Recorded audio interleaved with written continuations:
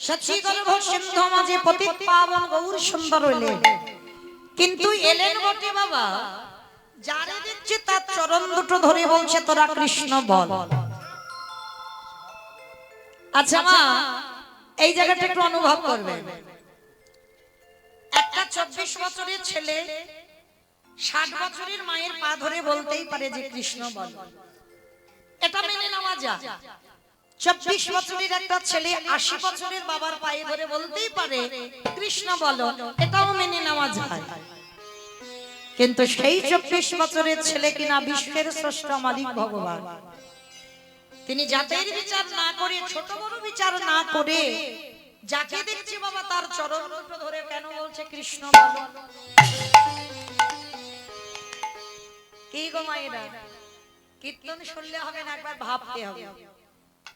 যে ভগবান সত্য যুগে সিংহাসনে বসলো, যে ভগবান ত্রেতা যুগে রাম অবতারের সিংহাসনে বসলো, যে ভগবান কৃষ্ণ অবতারের সিংহাসনে বসলো, সেই ভগবান কলিযুগের মাটিতে বাবা কাঙালের ঠাকুর হলো কেন?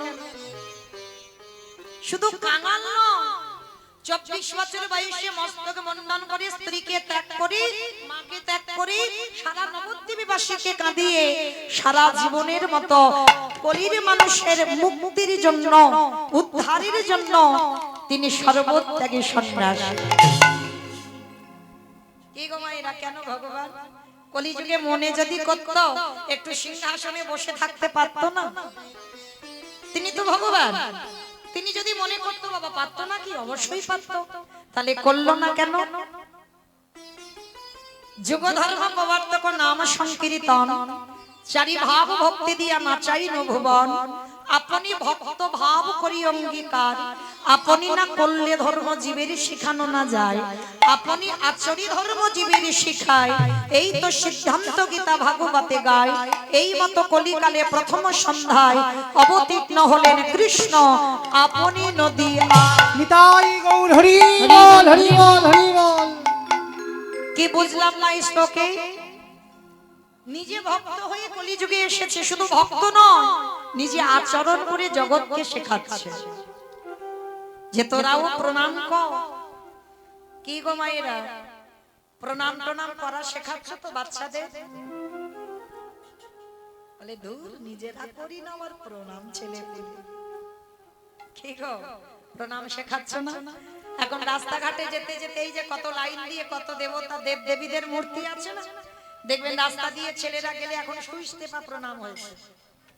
মানে সাইকেল নিয়ে যাবে না, একটা হাতে সুইচ টিপে দিলে হয়ে গেল প্রণাম। এই শিক্ষাগুলো কোনো পাঠশালা দেয় না, কোনো গুরুদেব দেয় না, দেয় কে? প্রথম শিক্ষা দেয় আমাদের মা। মনে রাখতে হবে বাবা, প্রথম শিক্ষা পাবো আমরা মায়ের কাছ থেকে। মা শেখাবে, মা যেমন করে শেখাবে সেইভাবে সন্তান চলবে। তাহলে আজকে চৈতন্য মহাপ্রভু জগতের পিতা, সবার পিতা, তিনি নিজে আচরণ করে শেখাচ্ছে। সকালবেলা হরিনাম করতে যেত, মাকে প্রণাম করে যেত, আবার হরিনাম করে ফিরত, মাকে প্রণাম করত। আচ্ছা মা, এখানে একজন ভক্ত বলতে পারবেন আত্মীয় পরিজনের বাড়িতে যখন যান তখন তো বাবা মা বা শ্বশুর শাশুড়ি গুরুজন যদি থাকে তাদেরকে প্রণাম করে যান, অনেকে যান। আর কুটুম বাড়ি থেকে ফিরে প্রণাম করেন? কেউ বলতে পারবে না। যাওয়ার সময় অনেকে করেন, আবার ফেরা। হরি বল। কিন্তু চৈতন্য মহাপ্রভু সমাজকে শিক্ষা দিলেন, কোথাও যেতে গেলে প্রণাম, আবার ফিরে এসে প্রণাম করতে শেখো। কিন্তু বাবা আমরা তো মানি না, এগুলো বিশ্বাস করি না যে এই গুরুজনদের পদধূলার কত দাম, গুরুজনদের পদধূলার কত শক্তি যদি বুঝতাম তাহলে বাবা আমাদের অনেক কিছুটা ওলট পালট হতো। আচ্ছা মা, একটা সত্যি কথা বলবে? বলবে? মিথ্যা বলবে না তো? বেশ, হরিবাসনে মিথ্যা বলতে নেই, সব বলবে, সত্যি বলবে, কেমন? আচ্ছা ধরো আজকে আমি কীর্তন গাইছি, কীর্তন শেষ, সকালবেলা একটা খুব ভালো কাজে যাওয়ার কথা আছে, কেমন? খুব ভালো কাজে যাব। আচ্ছা সকালবেলা স্নান টান করে, কালকের আবার একাদশী ব্রত, খুব ভালো একটা দিন, তাহলে স্নান টান করে শুদ্ধ বস্ত্র পরিধান করে সবে দরজাটা খুলে একটা পা বের করেছ, পাশবাড়ির সঙ্গে বাবা খুব দ্বন্দ্ব, শুধু দ্বন্দ্ব বলা ভুল হবে, মানে থানা পুলিশ হচ্ছে, মামলা টামলা চলছে, হ্যাঁ মানে মারামারি কাটাকাটি খুনোখুনি হয়ে থানা পুলিশ হচ্ছে। আচ্ছা, সেই শত্রু যদি তোমার সামনে পড়ে যায়, শুভ কাজে বেরোচ্ছ, সত্যি করে বলবে মা, প্রণাম করে তারপরে যাবে? আরো রেগে যাবে? শত্রু এসে সামনে দাঁড়ালো, বেশ ঠিক কথা। এখানে যারা দাঁড়িয়ে আছেন, বসে আছেন, আমি কীর্তনিয়া সম্প্রদায়, যদি কারোর জীবনে এমন হয় না, সে রাগের মাথায় বলবে আজকের আমার দিনটা মাটি হয়ে গেল, আর আমার কাজ ভালো হবে না, কারণ ওই শত্রুর মুখ দেখলাম মানে দিন মাটি হয়ে গেল। কি বাবা বলবে না? কিন্তু মনে রেখো মা, এই জগৎ সংসারে আমরা বুঝি না, তাই আমাদের এইগুলো ধারণা। শত্রু হলেও তুমি শুভ কাজে যাচ্ছ, আর শুভ কাজে যাওয়ার সময় শত্রুকে বড় জায়গা দাও। সে তোমার সঙ্গে শত্রুতা করেছে মানে তুমিও যে তার প্রণাম করবে না, শত্রুতা করবে না, এটা বিধান নয়। সে যদি বয়সে গুরুজন হয়, ছোট কথা বলছি না, যদি বয়সে গুরুজন হয়, আগে প্রণাম করে যেতে শেখো। এটা আমি বলছি না বাবা যে আমার কথা মেনে চলো, আমার কথা শুনে চলো, তার প্রমাণ মহাভারতে যুধিষ্ঠির মহারাজ। মহাভারতে কুরুক্ষেত্রের মাঠে যুদ্ধ হবে বাবা, যুদ্ধের ঠিক প্রারম্ভে, আর এই প্রারম্ভে ভগবান কৃষ্ণচন্দ্র যুধিষ্ঠির মহারাজকে ডাকলেন, যুধিষ্ঠির দাদা, ও যুধিষ্ঠির দাদা, এদিকে এসো, আর দেরি করো না, তাড়াতাড়ি চলো, আমাদের সকালবেলা হলে ওই যেতে হবে কুরুক্ষেত্রের মাঠে। যুধিষ্ঠির মহারাজ করজোর করে বলছে, কৃষ্ণ ক্ষণকাল বিলম্ব করো ভাই, আমি একটুখানির জন্য আমার বড় মার কাছে যেতে চাই। আচ্ছা বাবা ঠাকুর, আপনারা আমার বিশ্বাস, যেহেতু এদিকের মানুষ, রামায়ণ বলো মহাভারত বলো, আমার থেকে আপনাদের অভিজ্ঞতা বেশি, বলেন তো যুধিষ্ঠির বড় মাটাকে? গান্ধারী। বাহ, আমাদের মতো একটা দুটো ছেলে মেয়ের মা নয়, 101টা ছেলে মেয়ের মা। হ্যাঁ, সেই গান্ধারীকে প্রণাম করতে যাবে কে? না যুদ্ধে যাওয়ার আগে যুধিষ্ঠির মহারাজ। ভগবান কৃষ্ণ প্রশ্ন করছে, তুমি কেন যাবে? বলে, কৃষ্ণ যুদ্ধে যাওয়ার আগে একবার আমার বড় মার কাছে গিয়ে আমি বড় মার পদধূলাটা নিতে চাই। ভগবান নিজে ছলনা করে চমকে উঠেছে, অসম্ভব, যে বড় মা তোমার ভালো চাইনি, যে বড় মা সারা জীবন তোমার অমঙ্গল চাইছে, যে বড় মা ঠাকুরের কাছে বসে বসে কেঁদে বলে কবে পাণ্ডবরা নিধন হবে, আর তুমি কিনা যুদ্ধে যাবার আগে সেই বড় মাকে প্রণাম। যুধিষ্ঠির পদ দেখেন কেমন মা, ভগবান বলছে, বারণ করছে, প্রণাম করতে যেও না, সে তোমার শত্রু। তা সত্ত্বেও যুধিষ্ঠির ভগবানের কথা শুনে বলছে, কৃষ্ণ এইটা অন্য কেউ যদি বলতো আমি মানতাম, কিন্তু তোর মুখে সাজে না। আমি জানি আমার বড় মা ভালো নয়, আমি জানি আমার বড় মা ঠাকুরের কাছে কেঁদে বলে কবে আমার মরণ হবে, আমি সব জানি, কিন্তু কৃষ্ণ সে তোমার বড় মা, আমার মায়ের আগে, আর যে আমার মায়ের আগে হয়, যে আমার মায়ের থেকে বড় হয়, কৃষ্ণ আমি কোনদিন সেই মাকে প্রণাম না করলে আমি জয়ী হতে পারব। তাই আমি একবার যাব, আমার বড় মাকে প্রণাম করেই চলে আসব। ভগবান একটু মুচকি হেসে বলল, ঠিক আছে তুমি যাও, তবে দেরি করবে না, কেমন? প্রণাম করেই তুমি চলে আসবে। সব থেকে বড় শত্রু যাচ্ছে গান্ধারীকে প্রণাম করতে, যে মৃত্যু কামনা করে তাকেই প্রণাম করে যুদ্ধে যাবে। হরি বল। এই হলো যুধিষ্ঠির মহারাজ। গান্ধারীর দরজায় গিয়েছে যুধিষ্ঠির মহারাজ, আর গান্ধারী মা তখন কোথায় জানো? কৃষ্ণের প্রতিচ্ছবিটা ধরে কাঁদছে। কৃষ্ণ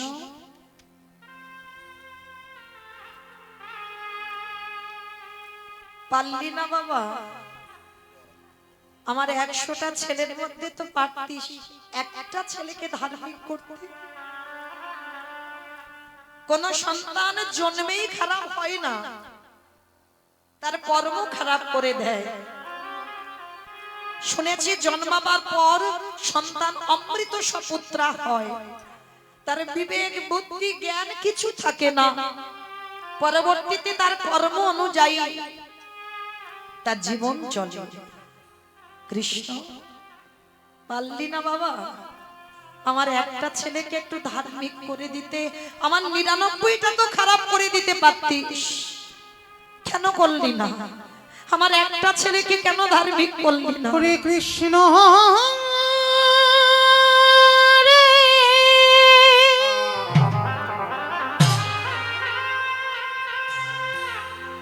একেবারে দেখা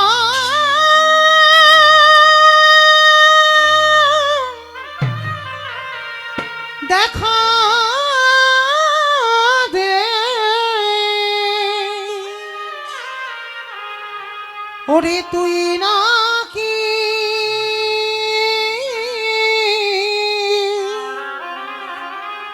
ভক্তে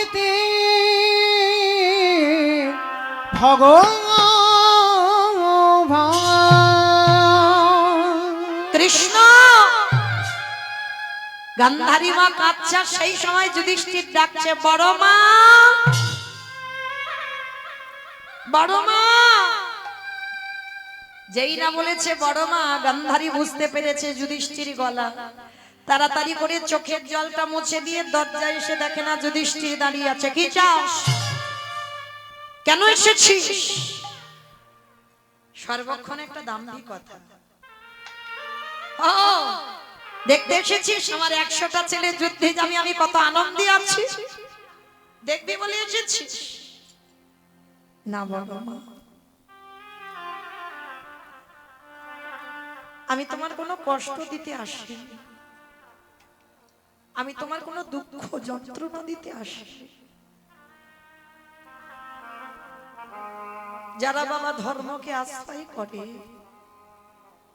জীবনে কোনোদিন কাউকে কষ্ট দিয়ে কথা বলতে যাবে না, দুঃখ দিয়ে কথা বলতে যাবে না। যুধিষ্ঠির মহারাজ করজোর করে বলছে বড় মা, আমি তোমাকে কষ্ট দিতে আসিনি, তাহলে কেন এসেছিস? আমি কেমন আনন্দে আছি দেখবি বলে এসেছিস? না না বড় মা, কাল সকালবেলা যুদ্ধে চলে যাব তো, আমরা 5 জন আর ওই ভাইরা 100 জন, তাই আজকে তোমার কাছে এলাম, একটা জিনিস চাইবো, তুমি দেবে? গান্ধারী বলছে কালকে যুদ্ধে যাবি আর আজকে আমার কাছে চাইতে এসেছিস? হ্যাঁ বড় মা, কারণ আমি তো জানি তুমি ছাড়া আমার ওটা কেউ দিতে পারবে না। বেশ বল, যদি থাকে তো দেব। আচ্ছা আচ্ছা বলেই তো আমি তোমার কাছে এসেছি। ওই যে বললাম যদি আমার কাছে থাকে আমি তোকে দিয়ে দেব। না বড় মা, ওরকম করে নয়, একবার তুমি আমার মাথা ছুঁয়ে কথা দাও, আমি তোমার কাছে যা চাইবো তুমি দেবে। বেশ, যদি আমার কাছে থাকে আমি তোকে দেব দেব দেব। তুমি মনে রেখো বড় মা, তুমি কিন্তু আমার মাথা ছুঁয়ে প্রতিজ্ঞা করেছো, কথার খিলাফ যেন না হয়। বল কি চাস? যুধিষ্ঠির চাইছে জীবনে প্রথমবার, ভগবান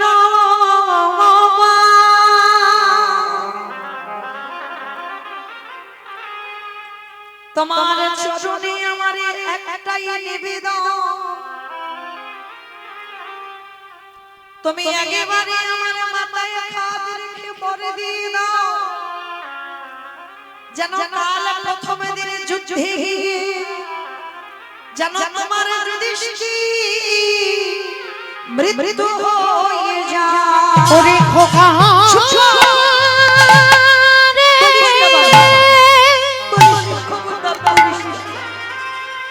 তুই মনে করি বলিস না আমি যে বড় মাহায়ে সহিতে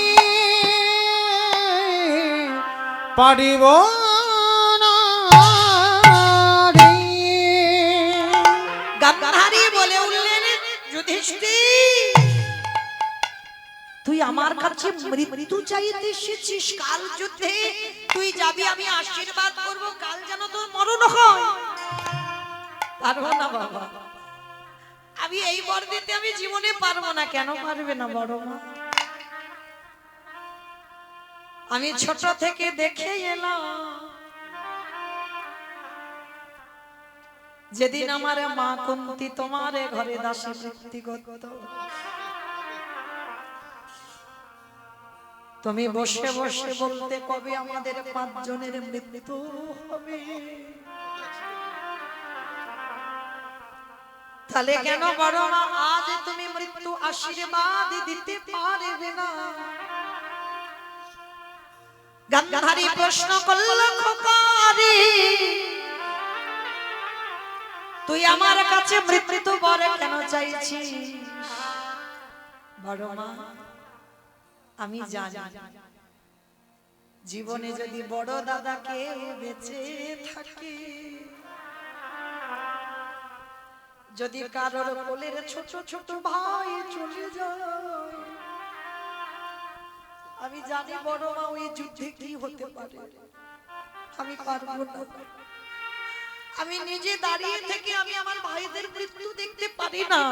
তাই আমি চাইছি প্রথম দিন যদি আমি মরে যাই তাহলে তো আমার কোনো দুঃখই রইল না।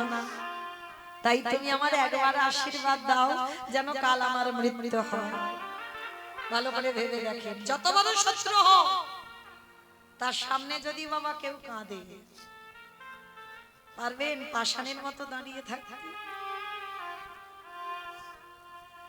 গান্ধারী জীবনে প্রথমবার যুধিষ্ঠিরকে বুকে ধরে বলল খোকারে যে বড় মা জীবনে তোর মঙ্গল চাইল না যে বড় মা ঠাকুরের কাছে মানদ করল কবে পঞ্চ পাণ্ডব নিধন হবে সেই বড় মা জীবনে প্রথমবারে তোর মাথায় হাত দিয়ে করিলাম আশীর্বাদ দাও বড় মা আমার যেন কালকের মৃত্যু হয়। দিলাম তো আশীর্বাদ কি দিলাম জানিস? ওরে যথা ধর্ম ওরে তথা জয় হো ওরে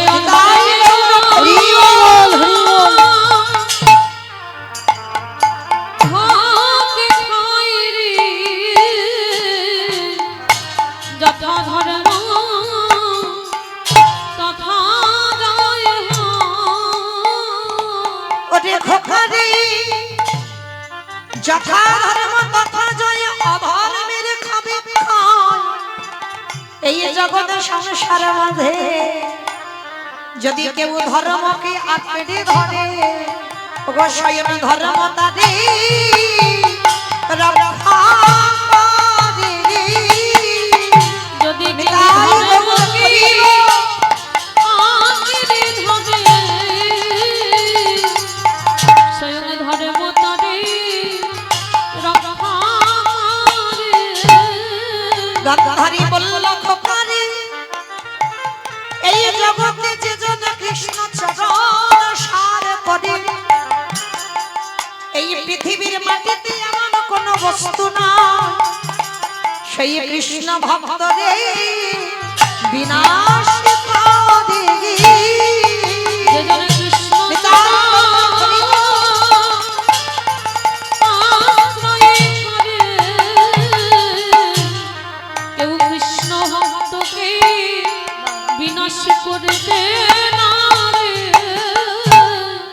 জগতের সংসারে যদি কৃষ্ণ চরণে কেউ সার করে, বাবা পৃথিবীর এমন কোন বস্তু নেই যে সেই কৃষ্ণ ভক্তকে বিনাশ করতে পারবে। কারণ সে যে ধর্মকে আঁকড়ে ধরেছে, আর ধর্মকে আঁকড়ে যে ধরে, স্বয়ং ধর্ম নিজেই এসে তাকে রক্ষা করবার জন্য তার সামনে ঢাল হয়ে এসে দাঁড়ায়। তো আজকে জগতের সংসারে বাবা গান্ধারী আশীর্বাদ দিল, খোকা আমি তোর সত্যিকারের যদি বড় মা হই, আশীর্বাদ দিলাম তুই জয়ী হয়ে আস। পিছন থেকে দুর্যোধন বলল, মা তুমি করলে কি?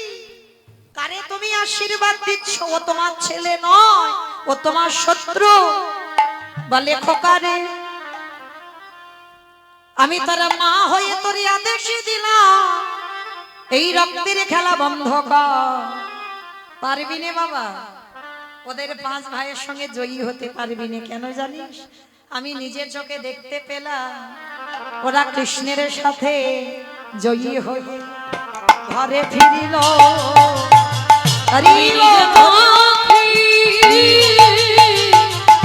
দেখতে পেলাম ওরা জয়ী হয়ে ঘরে ফিরল। তাহলে বাবা এই জায়গায় যারা যারা আমরা শুনলাম, এইটুকু শুনে কি অনুভব করলেন? ভালো করে ভাবতেন, কৃষ্ণ স্বয়ং বর্তমান তাদের সঙ্গে আছে। কোন প্রয়োজন ছিল বাবা শত্রুর পদধূলা নেওয়ার? ভগবান সমাজকে শেখালো, রামায়ণ বলো মহাভারত বলো সবটাই সমাজ শিক্ষা। সমাজকে শেখালো যে কৃষ্ণ আছে বলে তুমি যে গুরুজনদের সম্মান করবে না, গুরুজনদের চরণ ধুলা নেবে না, গুরুজনদের ভক্তি করবে না, তাহলে বাবা তোমার কৃষ্ণ ভজন বিফল হয়ে যাবে। সব সময় মনে রাখতে হবে, কৃষ্ণ সাথে থাকলেও আগে গুরুজনদের পদধূলা নিতে শেখো। আর যদি নিতে পারো, সকল কাজে তোমার জয় জয়কার হবেই হবে। তাই তো চৈতন্য মহাপ্রভু আজকে নবদ্বীপের এসে বাবা গড়াগড়ি দিচ্ছে। কেন জানো? আমাইরা চাইলে তো পাবে না। কি বাবা চাইলে পাবে? যদি ধরো ভগবান দুঃখ করে এখানে এসে দাঁড়ায়, সবার কাছে গিয়ে গিয়ে বলে, আচ্ছা ভক্ত তোমরা একটু পাপ তোলা দাও না গো, আমি একটু গায়ে মাখবো, কি বাবা দেবেন? কেউ দেবেন এখানে? হ্যাঁ, কেন দেবে না? এই তো একটু আগে বললাম, ভগবানকে ভালোবাসতে গেলে দেহ মন প্রাণ তার চরণে দিতে হবে। তাহলে আমার দেহটা যদি তার হয়ে যায়, তাহলে আমার পদধূলা তাকে দিলে আমার পাপ হবে? পাপ হবে? এই অনুভূতি গুলোই তো নেই বাবা। যার জন্য ভগবান সব থেকে বেশি ভালোবাসতো কাদের জন্য? বৃন্দাবনের ব্রজগোপীদের। তারাই দিয়েছিল তাদের পদধূলা কৃষ্ণের মাথায়। কেন? তারা জেনেছিল আমাদের পদধূলা দিলে যদি আমার কৃষ্ণ ভালো থাকে, সারা জীবন নরকে গিয়ে আমি যন্ত্রণা পাবো, কিন্তু নরকে গিয়েও তো দেখবো আমার কৃষ্ণ বড় সুখে আছে।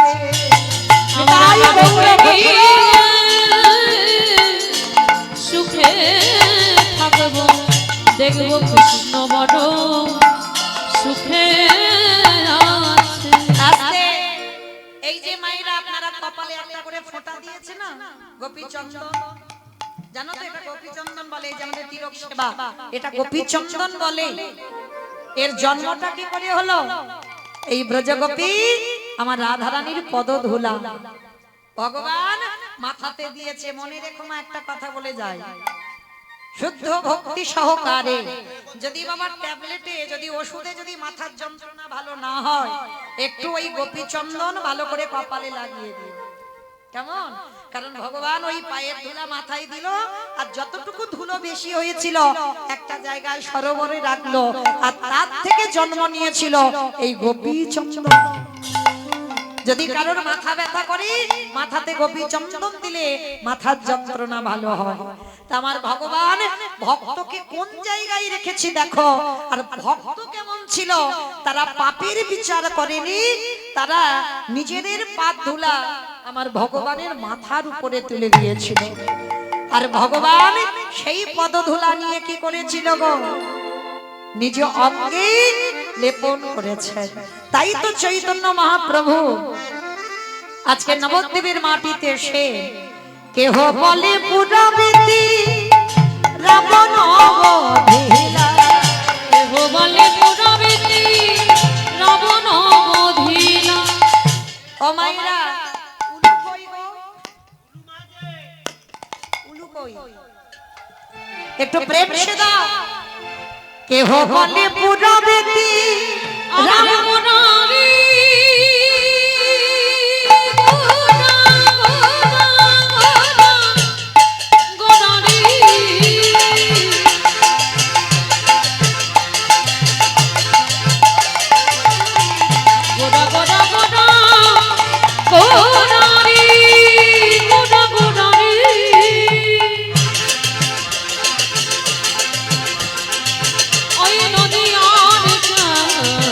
মুরারি নিতাই গৌরঙ্গ।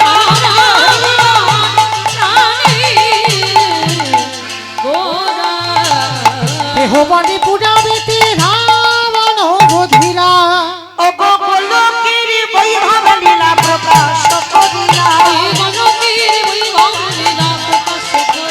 ওই গোলকের বৈভবে লীলা প্রকাশ করিলা। শ্রী রাধার ভাবে গোরায় অবতারা।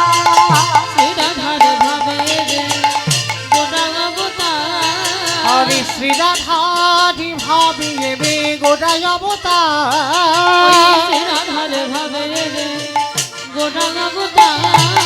ও গো হরে কৃষ্ণ নাম গৌর করিলা প্রচার। ওই হরে কৃষ্ণ নামে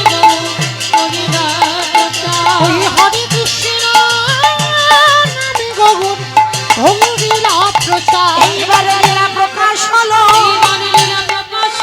এইবার লীলা প্রকাশ হলো।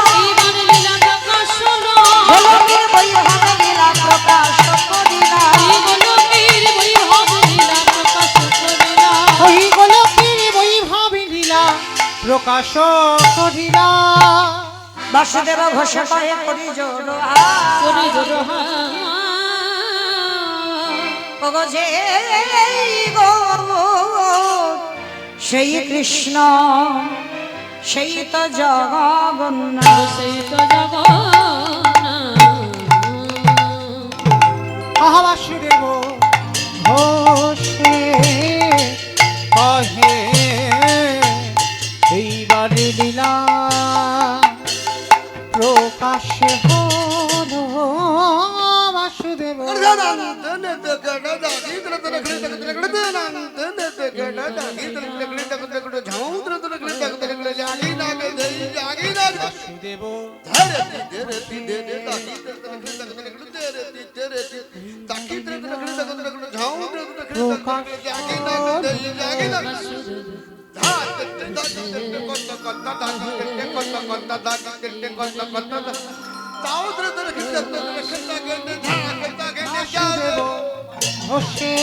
কহে এইবার লীলা প্রকাশ হলো। বাসুদেব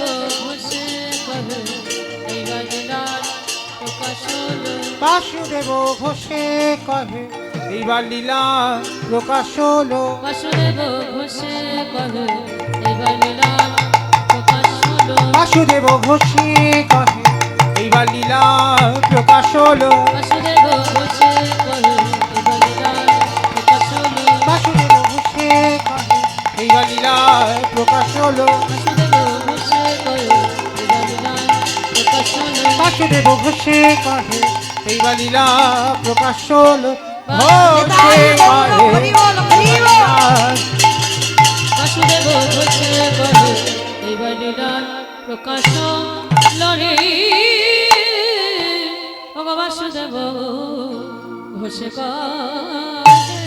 যা রাধে চলুন এবার আমরা সবাই যাব মধুময় ধাম বৃন্দাবন ধাম। তার আগে আপনাদের কাছে আমার বিনীত নিবেদন, আমার বাবা ঠাকুরের হয়ে আপনাদের জন্য কীর্তনের সমাপ্তে একটু প্রসাদের ব্যবস্থা রেখেছেন। সবাই একটু প্রসাদ পাবেন, তারপরে যাবে। কেমন? চিড়ে প্রসাদের ব্যবস্থা রেখেছেন, সবাই একটু চিড়ে প্রসাদ নেবেন, তারপরে যাবে, যেন কেউ চলে যাবেন না। কেমন? তো চলেন আজকের আমরা সবাই এই নবদ্বীপ থেকে যাব আজকের বৃন্দাবন। যাবার আগে সবাই দেখে একবার বলেন গৌর সুন্দর কি, নবদ্বীপ ধাম কি, সচির নন্দন কি বিষ্ণু প্রিয়া কি নিতাই চাঁদ কি ধ্বনিটা হলো কি জয়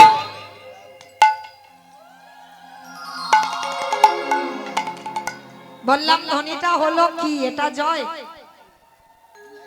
এটা জয় নয় একটু প্রেম সে জয় দাও এত জোরে জয় দাও কত দূর যাবে এখান থেকে জামতলা চলে যাবে জয়নগর বাবা মনে স্পিড আছে জয়নগর যাবে মানে জামতলা ফেলে জয়নগর চলে যাবে বেশ আচ্ছা তাই হোক মামাইরা সবাই যাবে তো জয়নগর যাবে যাবে বৃন্দাবন বাবা মানে বিশ্বাস দেখেছো এইটা খুব দরকার এ জন্মে না হোক এর পরের জন্মে না হোক তারপরের জন্মে না হোক সাধিতে সাধিতে যদি কৃষ্ণ কৃপা করে এ জন্মে না হয় জন্ম জন্মান্তর এ জন্মে হয়তো জামতলা পর্যন্ত গেল তারপরে জয়নগর গেল এইভাবে যেতে যেতে একদিন ঠিক তার চরণে যাবে কেমন এই বিশ্বাস আর ভক্তিটা রাখতে হবে এই দুটো জিনিস থাকলেই ভগবান কৃপা হবে আচ্ছা মা কই দেখি সবাই আমার নিতাই চাঁদ গৌরচাঁদের মতো হাত দুটো তোলো তো দেখি একবার সবাই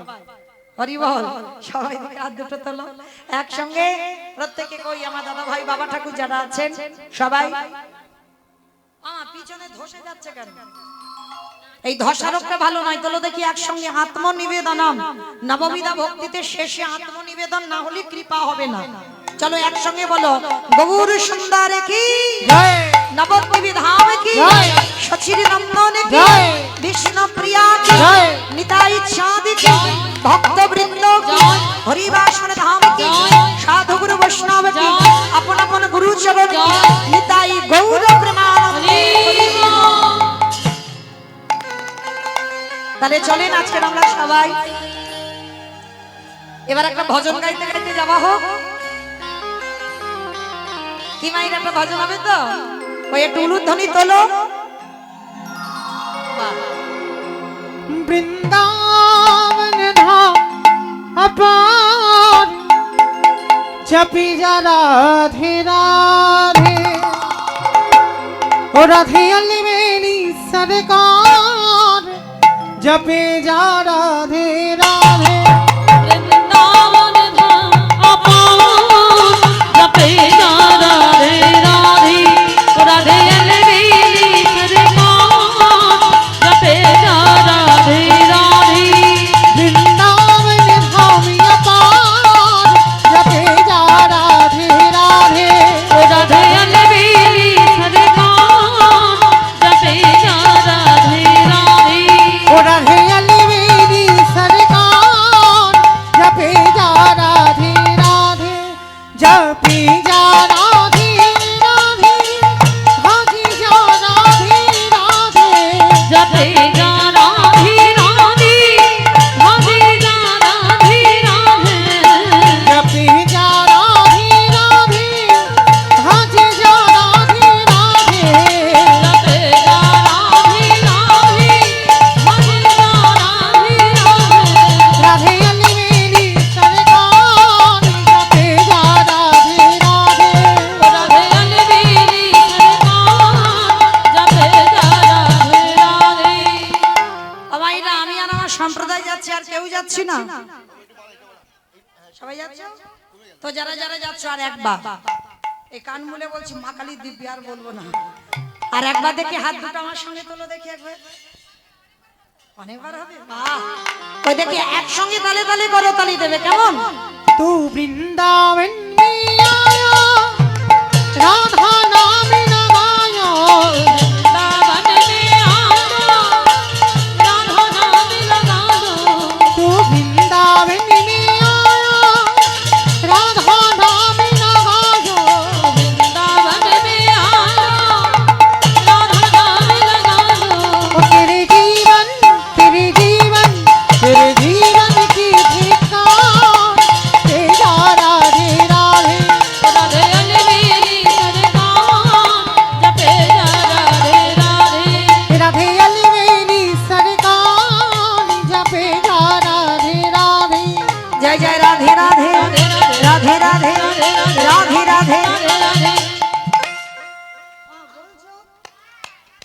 ওই দেখো করতালি গুলো যেন মুড়ি ভাজার মতো হচ্ছে দেখো। এইটা তো কীর্তন, কীর্তনে একটা তাল চাই বাবা। মানে মুড়ি ভাজার মতো চড়বড় চড়বড় করলে হবে না, তাল না হলে কীর্তন হবে না। তালটা খুব প্রয়োজন। কই দেখি তোলো হাত আমার সঙ্গে, আমি একটু তাল শিখিয়ে দেব, সেইভাবে এক সঙ্গে আমার সঙ্গে সঙ্গ দিয়ে করে করতালি দেবে, কেমন? আর সবাই কিন্তু রাধে রাধে বলবে, কেমন? আমার সম্প্রদায়রা বলবে না, আমি বলবো আর আপনারা বলবেন, কেমন? জয় জয় রাধে রাধে রাধে রাধে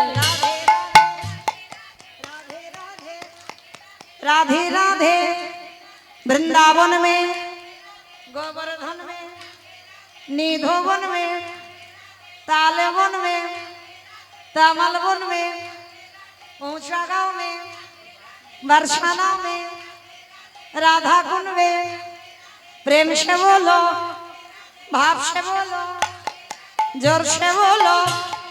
वृंदावन में राधे राधे मथुरा